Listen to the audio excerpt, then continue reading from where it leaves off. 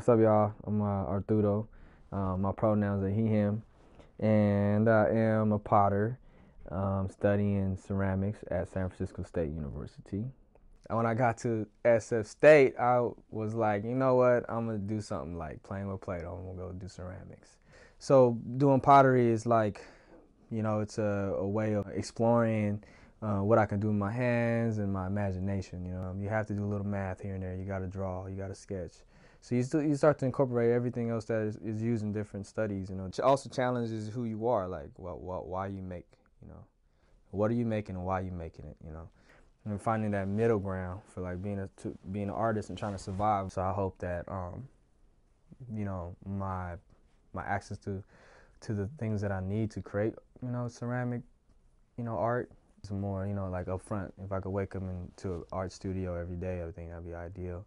And so I could explore that with myself, and then I could help out, like people of color here in the mix. I'm sure youth, or with their small hands, though, can't make big things, but bring something home as a child, like to their parents, like little things like that could be very healing.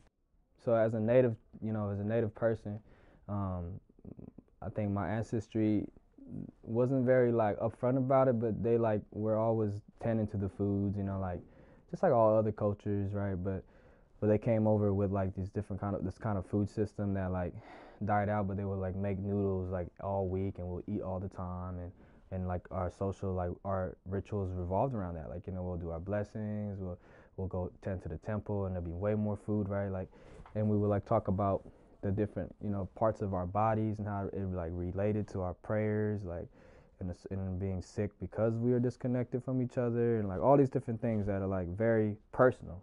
For me, doing pottery is like tapping into that ancestral memory that no one could give me. Only I could tap into it. Like I can't go to school for that, and I can't even my elders can't just give that to me. Or my mother or my father. It's something that's in my blood.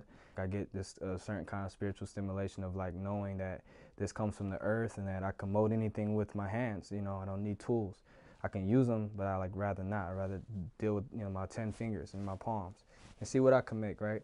And the hands are like sacred, and when I make something like like instead of destroying the world, I'm like creating life. I'm like I'm channeling that energy. It's about like taking the world into your own hands, literally, in terms of art, in terms of like expression, in terms of like vessels. You have energy, like that love. It's like it could be channeled into your palms, and if I'm making things out of hate, I'm sure like the clay can feel that. It ties back to like being self-sufficient, being independent, being sovereign. If you had like a whole city of people building things with their hands, it's a huge innovation, right? Being able to like say we're not gonna go to the store to buy our bowls, we can make our own bowls, like little things like that. Like you can do that, a potter, a ceramicist can challenge the world by what they make. My point is like it also talks about love. It talks about like to see like to love everything for what it is. If I had children someday and they were into it, I will in the backyard, and I'd be like, yo, go make your own bowl today, And it's like I could give them 100 bowls, but once that kid makes his own bowl, like it's special, I hope that like through me just being myself, right? Like doing my pottery, that my love is shown, really personally into like pieces, like, and that I leave myself in pieces.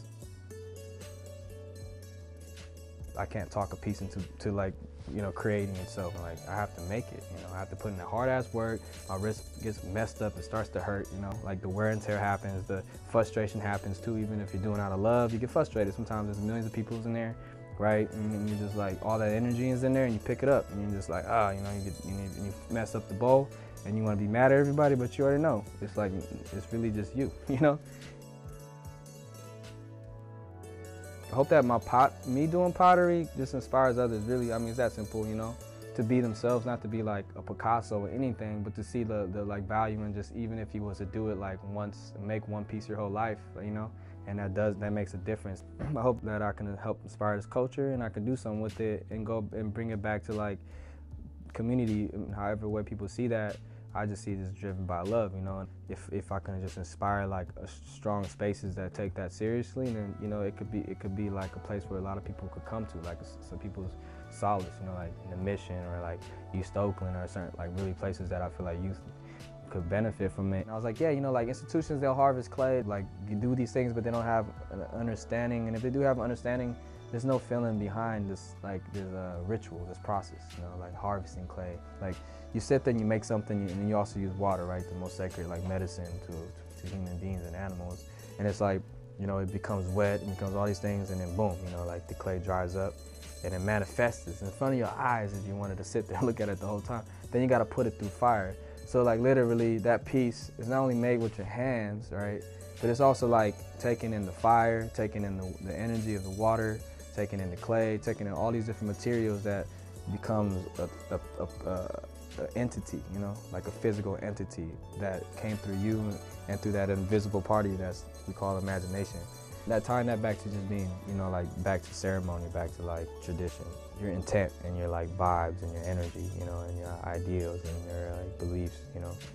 If you carry that, I feel like when you make things, it's different, you know, you're not trying to compete, you know, you have a spiritual connection to making, you know, and it's sacred to make, to have that ability to make. And I'm making things with my hand and my soul, and it's gonna go somewhere, you know. And I think like my inventions and creations will start to influence all the books and stories that I've always like had in the back of my head. And I've like took a break from all that because the world like that I have in me isn't out here, you know. It's like a room inside of you, you know, like you see that room and that imagination or that dream or that, like, you know, and you have to manifest that, right? Like wake up into that dream. And like I think that's what I want, you know. I want to be able to see that Arthur that's like who I want to become, you know, like that I wake up in my art studio and like that's my world, you know, and like, and I don't, you know, like nobody could take that from me. The feds, the government, nobody.